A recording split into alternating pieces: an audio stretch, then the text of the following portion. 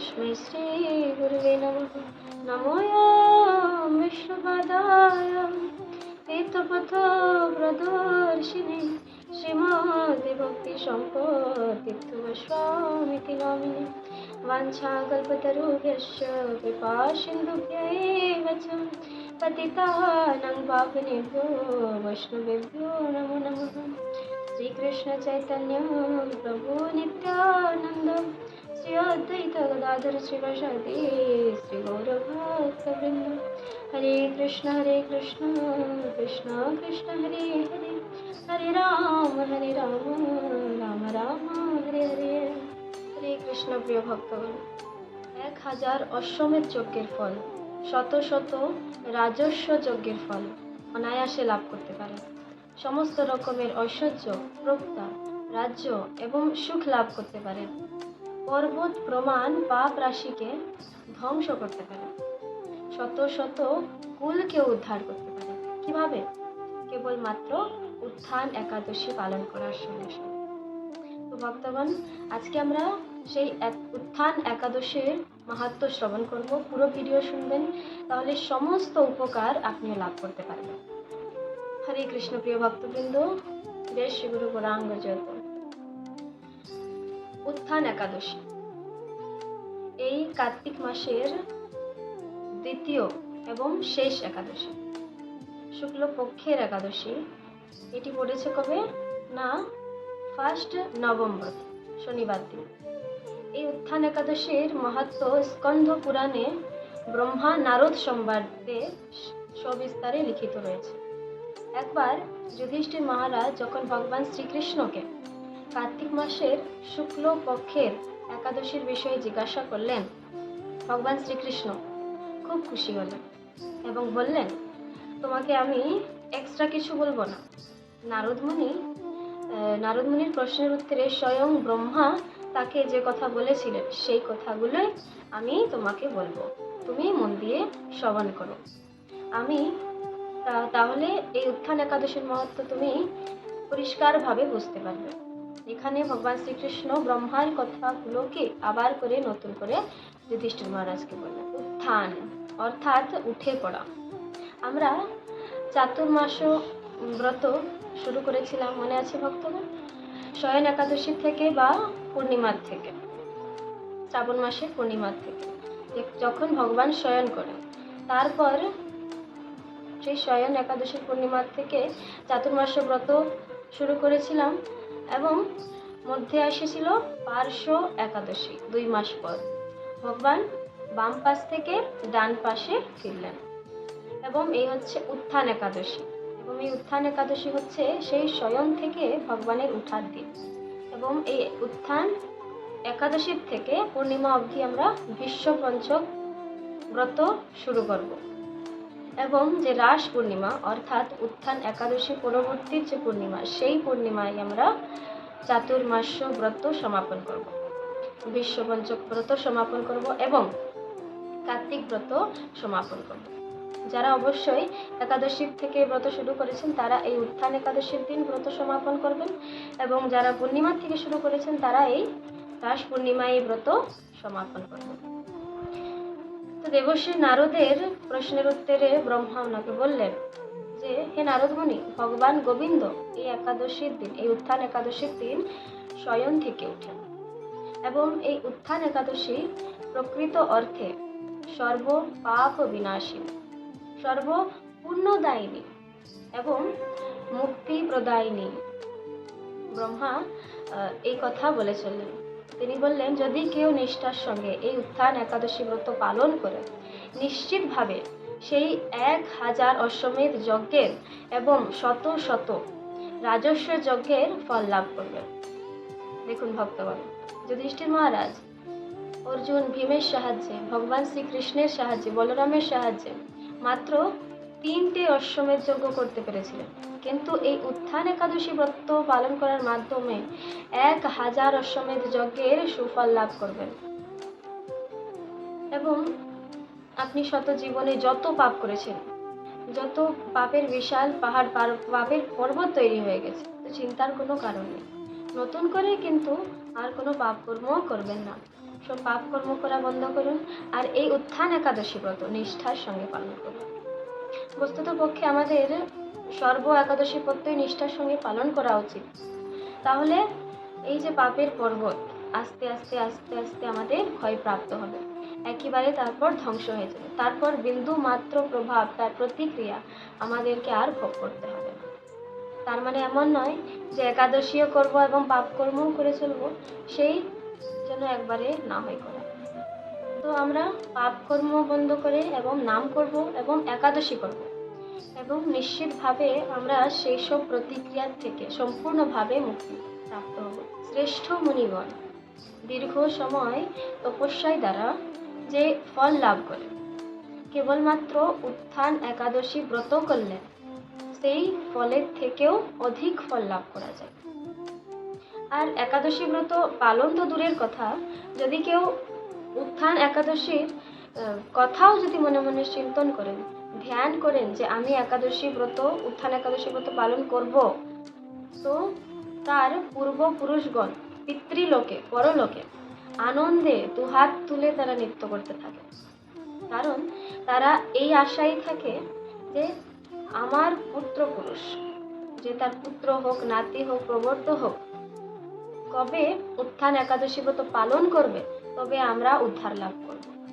তাই আপনি উত্থান একাদশী ব্রতর চিন্তন করা মাত্রই আপনাদের পূর্বপুরুষ পরলোকে তারা আনন্দতে প্রফুল্লিত হয়ে যায়।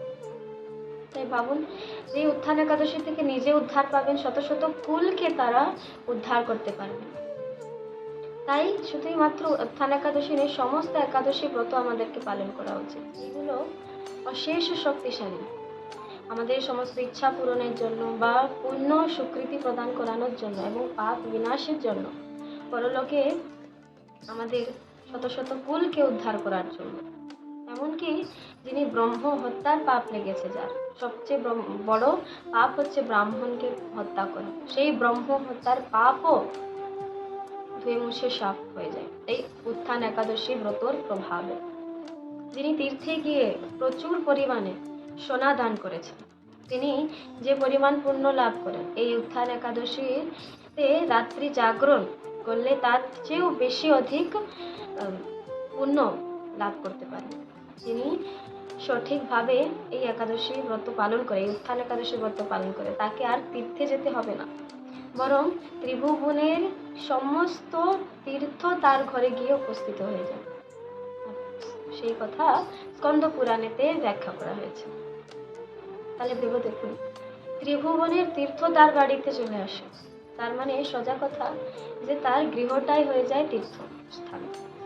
এই একাদশীর এমন মাহাত্ম্য, এই উত্থান একাদশীর এমন মাহাত্ম্য, যদি কেউ উত্থান একাদশী ব্রত সঠিকভাবে পালন করেন, তাহলে সর্বশাস্ত্রের তিনি জ্ঞান লাভ করেন, তপস্যায় সিদ্ধি লাভ করেন এবং এই জনমের থেকে মুক্তি লাভ করেন, যিনি ভক্তি সহকারে উত্থান একাদশী ব্রত পালন করেন। এবং তাকে আর পুনর্জন্ম গ্রহণ করতে হয় না, জন্ম মৃত্যুর চক্রকে তিনি থেকে বেরিয়ে তিনি চিন্ময় জগতে স্থান লাভ করেন।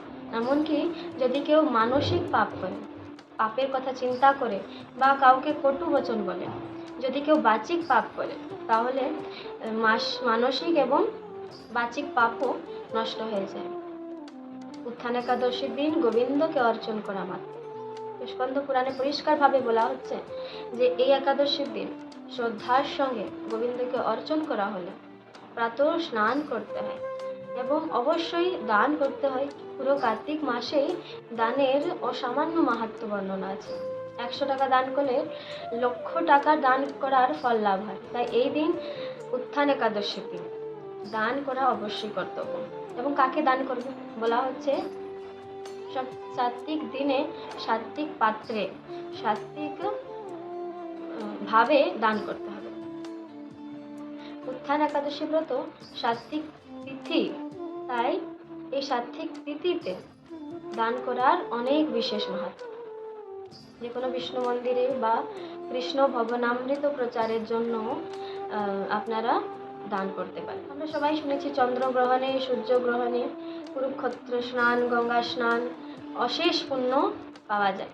কিন্তু এইটা শুনেছেন কি, চন্দ্র সূর্য গ্রহণে কুণ্ড স্নান করলে যে পুণ্য লাভ হয় তার 1000 গুণ বেশি ফল লাভ হয়, পুণ্য লাভ হয় এই উত্থান একাদশীর দিন রাত্রি জাগরণ করলে। রাত্রে যদি সারা রাত্রি ভগবানের কথা, ভগবানের শ্রবণ, কথার কীর্তন শ্রবণ করলে তাতে এই স্নানের থেকে সহস্র গুণ পুণ্য এবং স্বীকৃতি লাভ হয়। এর সঙ্গে সঙ্গে এত কিছু পুরস্কার দেওয়ার সঙ্গে সঙ্গে তিরস্কারের কথাও আছে।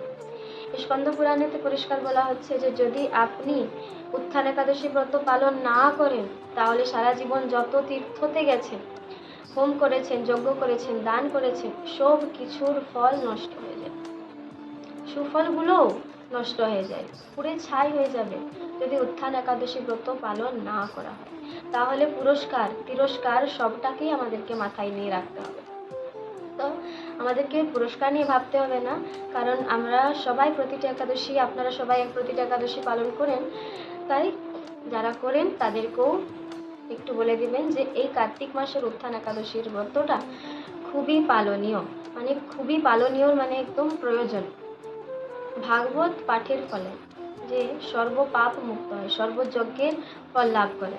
এবং এই মাসের এই তিথিতে যদিও ভগবান কৃষ্ণের নাম, গুণ, রূপ, লীলা শ্রবণ কীর্তন স্বয়ং শ্রবণ করেন, সহস্র সহস্র গাভী দানের ফল লাভ অনায়াসে লাভ হয়। তাই শাস্ত্রে বলছে যে কার্তিক মাসে বিশেষ করে এই তিথিতে উত্থান একাদশীতে সমস্ত গৌণ কার্য বন্ধ রেখে, পরনিন্দা পরচর্চা বন্ধ রেখে, এইগুলোকে বন্ধ করে কি করা উচিত? ভক্তর সঙ্গে ভগবানের কথা শোনা উচিত, ভগবানের কীর্তন করা উচিত, ভগবানের নাম জপ করা উচিত, ভক্তের সঙ্গে ভগবানের কথা, ভাগবতের কথা শ্রবণ করা উচিত। এই মাসে এবং বিশেষ করে এই তিথিতে ভগবান শ্রীকৃষ্ণকে সুগন্ধিত ফুল, সুমিষ্টতা ফল, সুগন্ধ অর্থাৎ অগ্রু, কর্পূর, চন্দন এবং অবশ্যই তুলসী পাতার সহযোগে বিশেষভাবে অর্চন করার প্রয়োজন। সুন্দর ফুলের মালা ভগবানের গলায় পরাবেন, ভগবানের চরণে গন্ধ ফুল, বক ফুল এগুলো নিবেদন করবেন, অর্পণ করবেন এবং তুলসী পাতা চন্দনের দিয়ে ভগবানের চরণে নিবেদন করবেন এবং ভগবানকে অর্ঘ্য প্রদান করবেন। সমস্ত তীর্থ ভ্রমণ করলে যে পরিমাণে স্বীকৃতি লাভ হয় এই মাসে এবং এই উত্থান একাদশী তিথিতে ভগবানের চরণে অর্ঘ্য প্রদান করলে তার কোটি গুণ বেশি স্বীকৃতি প্রাপ্ত হয়, লাভ হয়। তাই অর্ঘ্য কীভাবে প্রদান করবেন? শঙ্খ নেবেন, জলশঙ্খ নেবেন এবং কর্পূর দিবে, অগ্র দিবে, ধূপাগাছ জল দিতে পারে, সুগন্ধিত গোলাপ জল দিতে পারেন, তুলসী পাতা দিবেন এবং ভগবানের চরণে সেগুলো নিবেদন করবেন। এই অর্ঘ্য প্রদানেতে ভগবান খুবই আনন্দিত হন এবং বিশেষ করে যারা তুলসী গাছ রোপণ করবেন বা কাউকে তুলসী গাছ দান করবেন, তুলসী দান করবার অনেক মাহাত্ম্য আছে। তুলসীর যত্ন করবেন, তুলসী সেবা করবেন, কীর্তন করবেন, তুলসীর প্রদক্ষিণা করবেন।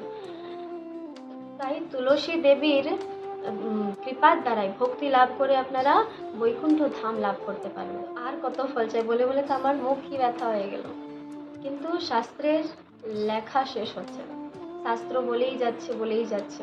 ভগবান শ্রীকৃষ্ণ বলছেন, ব্রহ্মা বলছেন, এটা কোনো এমনি কথা নয়, সাক্ষাৎ কৃষ্ণের বাণী, ব্রহ্মার বাণী। স্কন্দ পুরাণেতে বলা হয়েছে প্রতিটি অক্ষর সত্য।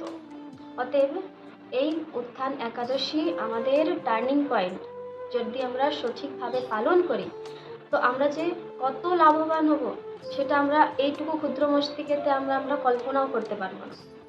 এবং দরকারও নিয়ে আসার, আপনারা সবাই খুবই নিষ্ঠার সঙ্গে এই উত্থান একাদশী ব্রত অবশ্যই পালন করুন এবং এই ভিডিওটির এন্ডে আপনারা পালনের সময়, তিথি এবং সব কিছু দেখতে পাবেন। তো এসো ভগবানের কৃপার দ্বারা কৃপা লাভ করে আমরা এই শ্রীহরি বাসর উত্থান একাদশী ব্রত পালন করি এবং ভগবান শ্রীহরির অসীম এবং অলৌকিক কৃপা লাভ করি। ধন্যবাদ। হরে কৃষ্ণ।